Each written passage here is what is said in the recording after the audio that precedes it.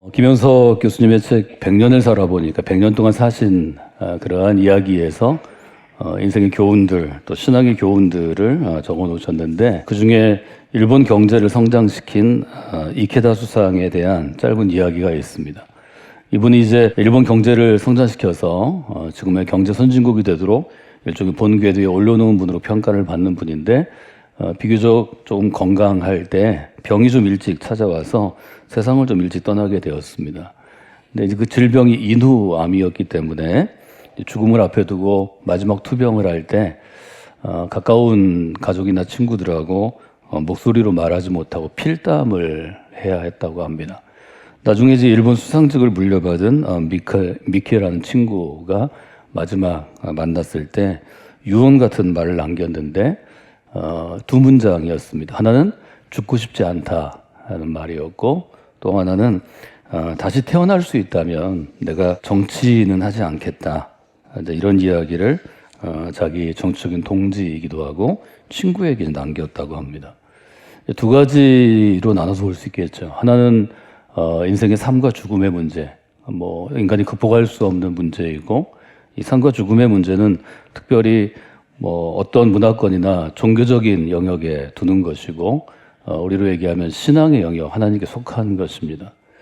근데 두 번째 일종의 문제는 무엇을 할 것인가의 문제입니다.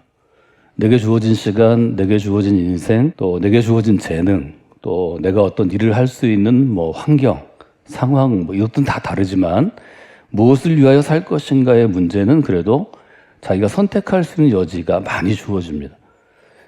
김현숙 교수는 이제 이렇게 질문합니다. 만일 이케다 수상에게 다시 기회가 주어진다면, 다시 살 수 있는 기회가 주어진다면 과연 그는 무슨 일을 하고 싶었을까? 이렇게 질문하는 짧은 내용입니다.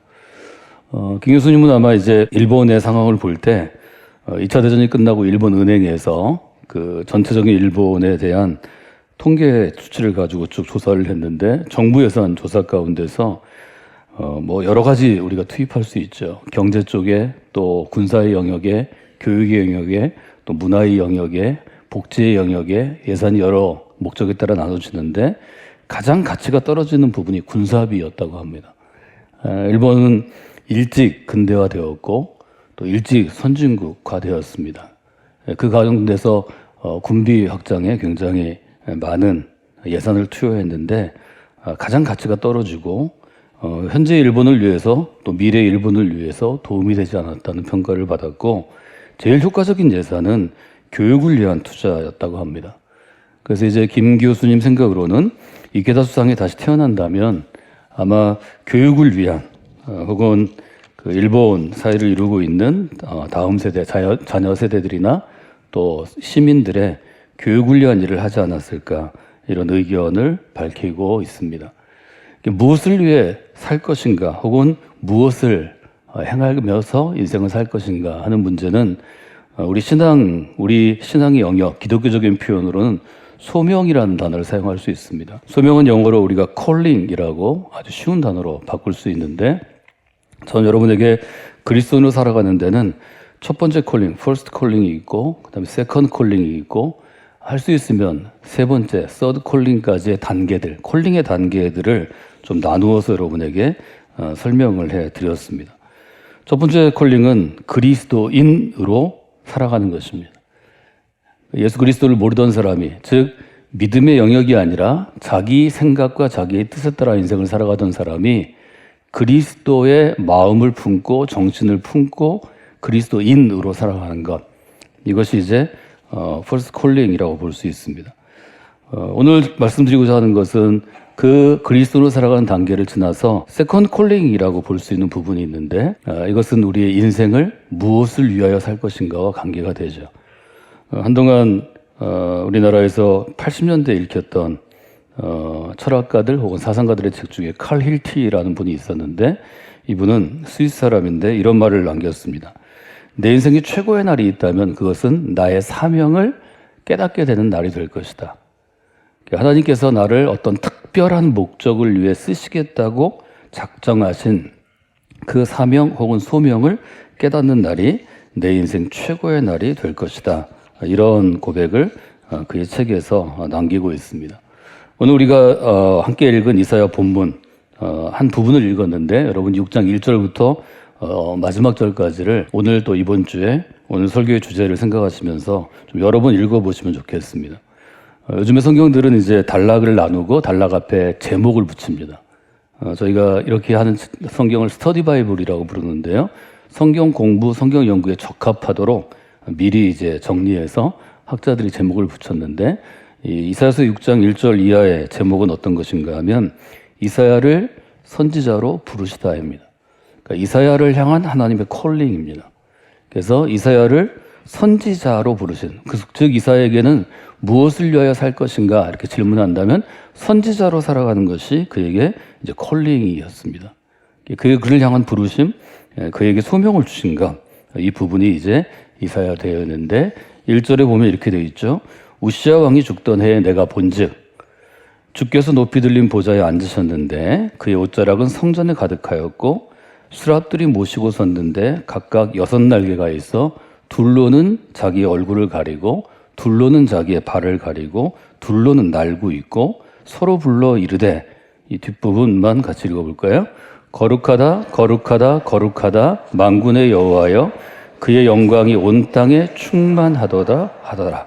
3절에 보면 이제 구약 성경에 주로 지금 번역된 것은 하나님이십니다. 야훼 하나님이신데 하나님을 보좌하고 있던 스랍들이 뭐라고 노래하는가 하면 거룩 거룩 거룩 만군의 주여 만군의 여호와여 이렇게 노래합니다.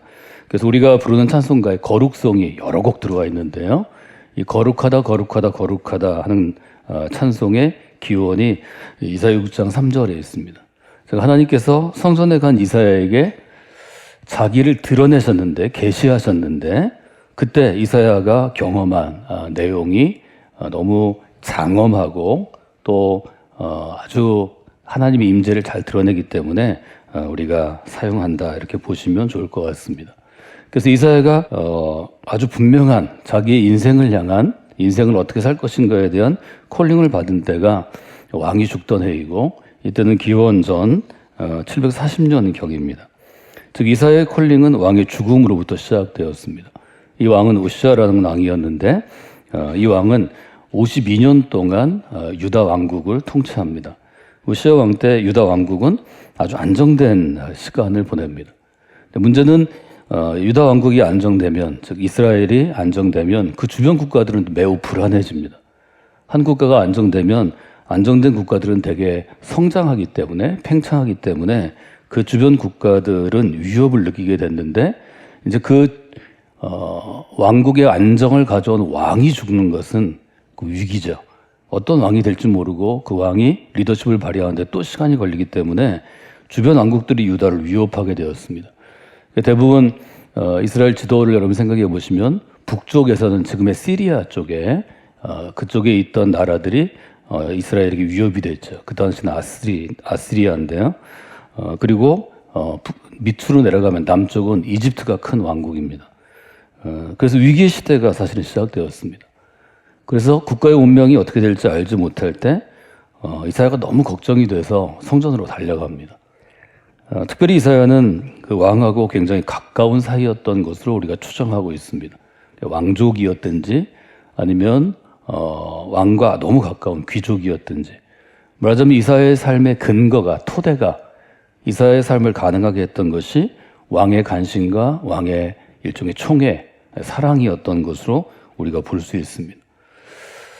이제 국가가 어려움에 처하겠다. 왕의 죽음이 유다 왕국을 어려움에 처하겠다. 이렇게 생각하니까 이사야가 성전에 들어가서 기도했겠죠. 하나님 이 나라, 이 왕국을 지켜주시옵소서.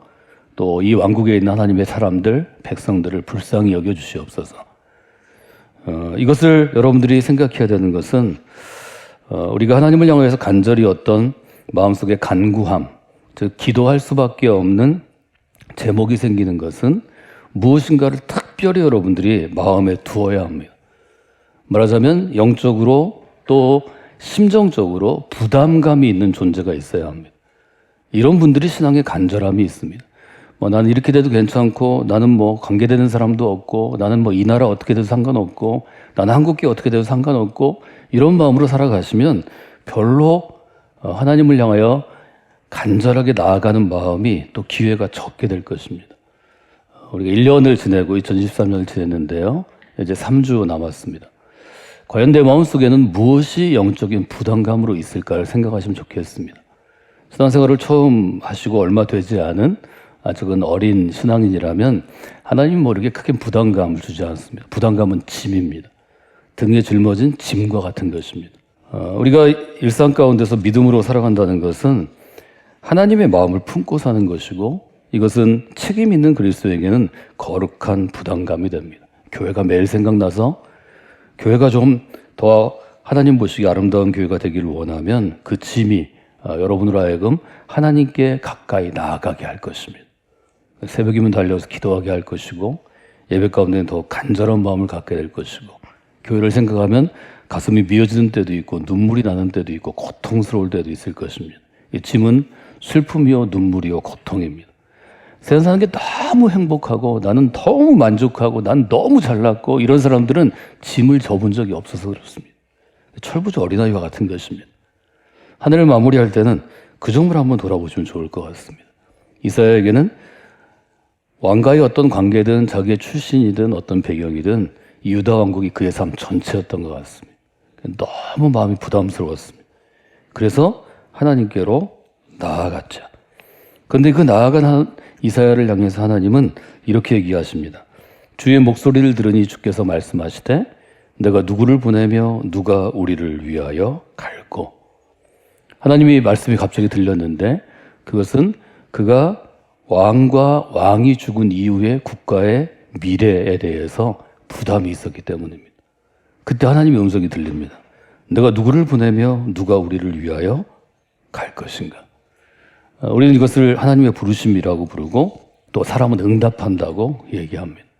우리 신앙이 점점 성숙해지고 성장해지면 하나님의 부르심이 들리는 단계가 있습니다.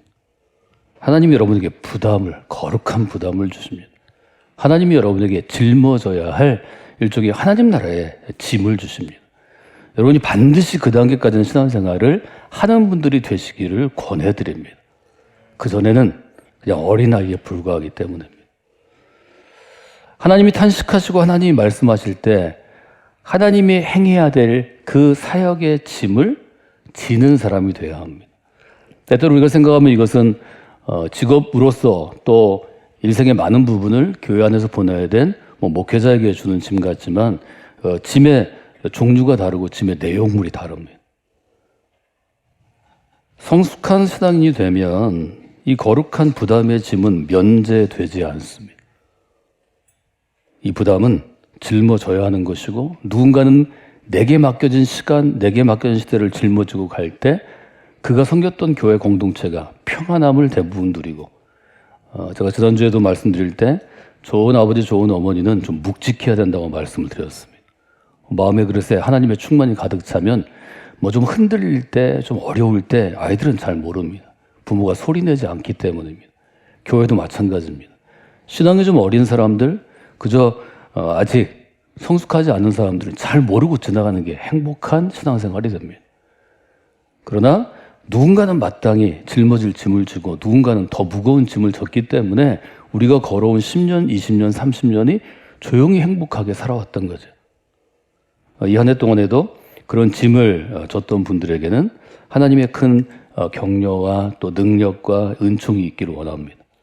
비교적 그런 짐을 지지 않고 행복하게 걸어오신 분들은 짐을 질 수 있을 만큼 한 뼘씩 자라나고 성숙한 분들이 되셨으면 좋겠습니다. 특정한 시대, 특정한 국가, 특정한 장소에서 하나님은 사람을 부르십니다. 하나님은 홀로 일하시지 않습니다. 우시아 왕이 죽은 다음에 그 시대를 사실은 이사야한테 맡기셨는데 그 이사야한테 맡기실 때 하나님이 이사야가 그 일을 맡도록 지금 알게 하시는 것입니다. 카릴티의 말대로 깨닫게 하시는 것입니다. 지금까지 내 인생은 어떠했든지 앞으로 지금 이 순간부터의 내 인생은 어떻게 해야 할지를 지금 무엇을 위하여 살 것인가에 대해서 이사야는 깨닫게 되는 거죠. 그래서 하나님의 일은 그냥 되어지지 않습니다. 하나님의 일을 하기 위해서 누군가 짐진 사람들이 지금도 우리가 알든 모르든 똑같은 시대, 똑같은 이 시대를 살아가면서 믿음으로 그 길을 아마 묵묵히 걸어가고 있을 것입니다. 우리 교회 그런 그리스도인들이 많았으면 좋겠습니다. 또 많아졌으면 좋겠습니다.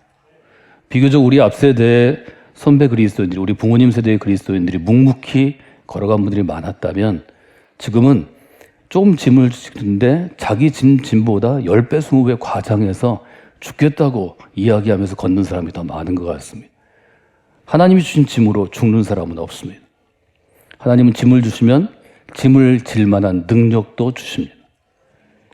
하나님이 짐을 주시면 그게 교회 공동체를 위한 짐이기 때문에, 하나님의 사역을 위한 짐이기 때문에 마땅히 그 짐을 함께 질 사람도 보내주십니다. 그래서 모세가 기도했던 것입니다. 하나님, 제가 이 짐을 지겠습니다.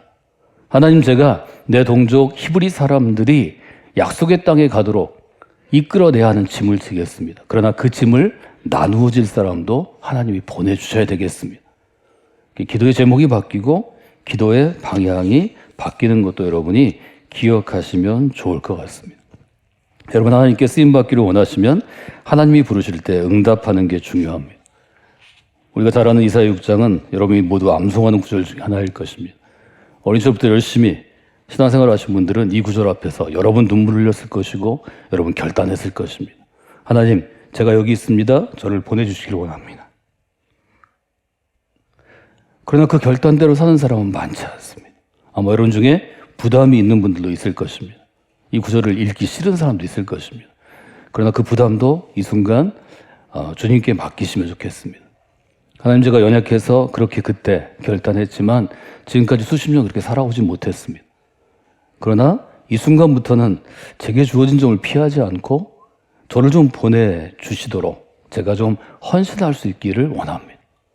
그렇게 여러분이 결단하시면 이 순간부터, 오늘부터 걸어가는 길에 여러분이 질 만한 짐을 또 질 수 있는 기회를 하나님이 주십니다. 하나님께 쓰임받기를 원하시는 분들은 마음에 부담으로 주신 무엇을 놓고 좀 기도하고 하나님의 일하심을 기다릴 필요가 있습니다. 하나님, 제게 한국교회가 부담이 됩니다. 우리 교회 이런 부분이 부담이 됩니다. 우리 사회 이런 부분이 부담이 됩니다. 누가, 어떤 사람이 제게 부담이 됩니다. 기도하시면 하나님께서 그 일할 사람을 찾으신다는 것을 알게 되실 것이고, 또 여러분이 응답하시면 여러분이 할 수 있는 만큼만 하나님이 여러분을 이끌어 가십니다. 하나님은 굉장히 강압적인, 아주 가부장적이거나 혹은 군대 문화와 같은 그런 부모나 그런 상관이 아니십니다. 하나님은 굉장히 인격적이시고, 하나님은 굉장히 여러분을 배려하시고, 하나님은 굉장히 따뜻하신 분입니다. 그 하나님의 손길을 여러분들이 우리 성광교회에서 신앙생활 하시면서 체험하시고 느끼시고 경험하시는 분들이 되시기를 원합니다. 하나님 언제나 일하실 때 한 사람 혹은 여러 사람이 있는 믿음의 공동체를 불러주시고 해야 할 일, 소명을 주시고 그리고 하나님의 일을 위해서 보내주십니다. 대부분 그 일들은 이 땅에 있는 어떤 사람들을 섬기는 것입니다. 이사야 본문에 보면 어떤 사람을 섬기게 되는가 하면 구절에 이런 구절이 있습니다. 너희가 듣기는 들어도 깨닫지 못할 것이요 보기는 보아도 알지 못하리라. 이사야에게 맡긴 사람들은 어떤 사람인가 하면 들어도 깨닫지 못하는 사람이고 보아도 알지 못하는 사람들입니다. 그들이 눈으로 보고 귀로 듣고 마음으로 깨닫고 다시 돌아와 고침을 받을까 하노라. 말하자면 하나님께서는 그 시대 가운데 마땅히 하나님의 음성을 들어야 될 사람들이 듣기를 원하시고 보아야 할 사람들이 보기를 원하십니다. 이사야를 그 일 가운데로 보내자. 근데 이사야가 그 앞길이 너무 막막하니까 11절에 보면 이렇게 질문합니다. 주여, 어느 때까지 제가 그 일을 해야 합니까? 이게 잘 되겠습니까? 이렇게 물어보는 이사야에게 이렇게 대답하십니다. 13절 보면 그 중에 10분의 1이 아직 남아있을지라도 이것도 황폐하게 될 것이나 밤나무와 상수리나무가 배임을 당하여도 그 그루터기는 남아있는 것 같이 거룩한 씨가 이 땅에 그루터기니라 하시더라. 사람들이 이사야의 말을 잘 들을 리가 없죠. 그렇지만 안 듣는 것 같지만 그렇지 않다는 것입니다. 그루터기가 있기 때문에 우리가 나무를 베어내면 그것이 밤나무든 뭐 상수리나무든 이것은 그 당시에 유다 왕국에 많던 나무기 때문에 예로 든 것이고요. 밑에 뿌리 위에 그루터기가 남습니다. 하나님은 언제나 이 구루터기를 소중히 여기십니다. 그 남아있는 사람들을 통하여 그들이 듣게 하고 그들이 보게 하고 그들이 알게 해서 새로운 시대, 즉 새로운 미래를 열어가시겠다고 이사야에게 아주 분명하게 약속하는 것입니다. 그래서 이사야에게 말씀하십니다. 낙심하지 말고 계속해서 하루에 한 가지씩이라도 계속 이 일을 해야 한다. 저는 오늘 여러분에게 그 교훈을 좀 마음 가운데 두시면 좋겠습니다. 하나님께 쓰임받는 삶을 위해서 어떻게 해야 될까요? 그러면 대부분의 그리스도인들이 위대한 일을 꿈꿉니다. 하나님이 나를 위해서 위대한 일을 하시겠다. 난 예를 들어서 이 펜 하나를 들 수 있는 힘이 있다면 내가 하나님께 헌신하면 이 펜을 100개쯤은 들게 하실 것이다. 이런 생각을 누구나 합니다. 그러나 하나님께서 여러분에게 원하시는 것은 여러분이 들 수 있는 것 펜 하나를 하루에 하나씩 드는 것입니다. 하루에 한 가지씩 하는 것입니다. 하루에 펜 하나씩을 들어도 1년 내내 들으면 300개 넘는 펜을 드는 것입니다. 이 일을 3년을 하면 1000개를 드는 것입니다. 이 일을 10년을 하면 3000개를 하는 것입니다. 하나님이 원하시고 하나님께서 우리에게 말씀하시는 것은 하루에 한 가지씩 실현하는 것입니다. 어제 교회학교를 돕는 교회학교 연합회 이제 연말 행사인데요. 성경을 필사한 많은 어린아이들 또 교사들 뭐 이런 전시회와 함께 모이는 모임, 임원 모임을 이제 저희 교회에서 했습니다. 저는 함께하는 그 교회학교 연합회에 소속한 장로님과 권사님들에게 그 일을 하는 분들에게 여러분들은 생명의 나무를 심는 사람들입니다. 이렇게 아주 분명하게 도전했습니다. 그리스도인들을 어린 자녀들을 그리스도로 키워내는 일은 쉬운 일이 아닙니다. 한번 잘해서 집회를 한번 하든지 어디 놀러 갔다 오든지 뭐 수련회를 해서 되는 일이 아닙니다. 한 사람을 키워내는 것은 적어도 30년은 걸리는 일입니다. 이 일은 매일 해야 합니다. 매일 해야 되는 일을 예로 들면서 저는 나무를 심은 사람 이야기를 해 주었습니다. 이것은 1차 대전과 2차 대전을 겪은 패전 후에 혹은 전쟁을 겪은 유럽이 어떻게 새롭게 살아나야 하는가를 이야기한 조그만 책으로, 조그만 동화, 애들 동화 같은 것으로 지금까지도 잘 읽히는 책입니다. 여기 보면 한 여행객이 프랑스 한 지역을 여행하다가 황폐한 땅을 만납니다. 그 황폐한 땅에서 한 양치기를 만나는데 엘자르 비피에라는 인물이었는데 나이가 60쯤 된 인물이었습니다. 그의 움막에서 지내는데 이 사람이 도토리를 꺼내가지고 한 자루에서 그 중에서 비교적 건강한 것들, 잘생긴 걸 고릅니다. 그리고 10개씩 10모동으로 나와 100개를 씁니다. 그 다음날 뭐 하나 따라가 봤더니 그 다음날 긴 꼬챙이를 가지고 땅을 찔러서 도토리를 하나씩 넣고 하루에 100개씩 심는 겁니다. 그게 묻습니다. 당신 언제부터 일을 했습니까? 3년 전 55부터 했습니다. 그래서 10만 개 정도 내가 심은 것 같습니다. 주변을 보니까 그 중에서 20%, 2만 개가 싹이 튼 것 같고 싹이 트다가 어떻게 연으로 절반은 죽고 한 10,000그루는 남아있는 것 같다. 그리고 그게 1914년이라고 얘기합니다. 유럽이 전쟁에 쌓여가지고 굉장히 어려움을 당한 때입니다. 이때부터 세계 2차 대전까지를 시대적인 배경으로 삼습니다. 이 여행객이 양치기를 기억하면서 5년 후에 다시 그 자리에 가봅니다. 과연 이 사람이 내가 안 본 5년 동안 매일 100개씩 도토리를 심었나? 또 그때 심은 도토리는 잘 자라나고 있나? 또 10년 후에 또 갑니다. 2차 대전 중에 갑니다. 그리고 그는 1945년 6월 전쟁이 끝났을 때 난 마지막으로 그를 보았다. 이게 소설의 마지막입니다. 그의 나이가 87이었다. 그리고 산을 갔는데 산 사이에 길이 나고 버스가 가고 있었다. 황량한 땅이 마을로 변해 있었다. 1914년 당시에는 마을에 집이 12채 사람 3명이 살았는데 지금은 싱그러운 바람이 숲에서 돌아왔고 물소리가 들리고 아이들의 노랫소리가 들리고 희망이 살아났고 부활의 상징이 있는 것을 보게 되었다. 숲이 되었다는 얘기를 그렇게 얘기하죠. 이 이야기를 저는 특별히 교회 안에서 사람을 키우는 사람들, 신학생들이나 젊은 목회자 아니면 어린아이들부터 교회 학교 사역을 하는 분들에게 꼭 나누고 우리가 무슨 일을 하고 있는지를 일깨워 줍니다. 하루에 한 가지씩 하는 걸 저는 하나님이 강력하게 원하신다고 생각합니다. 저도 아주 오랜 시간을 하루에 여러 가지를 하려고 노력했습니다. 그것은 저의 범위 밖으로, 능력 밖으로 제 인생 밖으로 나가는 것이고 하루 한 가지씩만 하나님 보시기에 가치 있는 일을 실행해도 하나님의 나라는 이 땅 가운데 세워져 가는 것입니다. 변화되는 것입니다. 제가 늘 여러분에게 말씀드리는 것처럼 세상이 변화되고 미래가 변화됩니다. 하나님은 그 원칙을 통해서 이스라엘 시대, 구약의 시대에도 또 바울의 시대, 신약의 시대에도 일하셨고 앞으로도 일하시게 될 것입니다. 그래서 한 해를 지나면서 저는 여러분에게 앞으로 3주 남은 20하루간, 21일간 하루에 한 가지씩 가치 있는 일을 행하시는 그런 한 해의 마지막을 보내시면 좋겠습니다. 나의 기준으로 가치 있는 것이 아니고 하나님 나라의 기준으로 가치 있는 것을 행하는 것입니다. 우리 대부분은 이기적인 사람들입니다. 여러분들이 나 혼자만 잘 살려고, 나 혼자 건강하려고 뭐 이렇게 사는 게 우리의 생활입니다. 그러나 오늘부터는 하루에 한 가지만 이기적인 나의 생활이 다른 사람을 향하여서 무엇인가를 나누고 베푸는 것으로 한 가지씩 행한다면 여러분이 생각한 것보다 큰 변화가 앞으로 일어납니다. 오늘부터 실행하시면 좋겠습니다. 여러분이 빼앗고 쌓아두려는 습관을 여전히 고치지 못하고 그렇게 사시는 분이라면 그리스도인인데 남의 것을 빼앗으면 하루에 한 가지씩 빼앗는 걸 포기하십시오. 지나치게 쌓아두려는 것이 그리스도는 오래 살아왔는데 여러분의 습관이라면 하나는 버리십시오.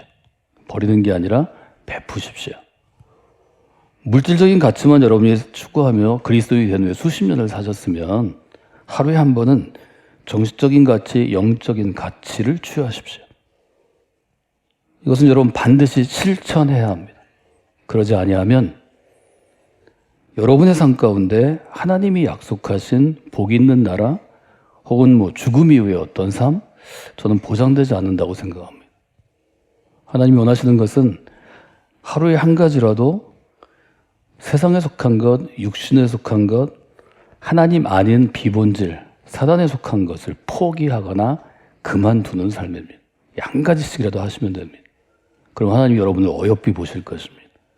이것이 완전히 되는 사람은 없지만 영적인 가치를 추구하며 하루에 한 가지씩 행한다면 결국 그것은 생명을 구하는 삶이 될 것이고 세상을 십자가의 정신으로 변화시키는, 복음으로 변화시키는 삶이 될 것이고 새로운 미래를 만드는 삶이 될 것입니다. 여러분 그런 삶을 살아가시기를 주님의 이름으로 부탁을 드립니다.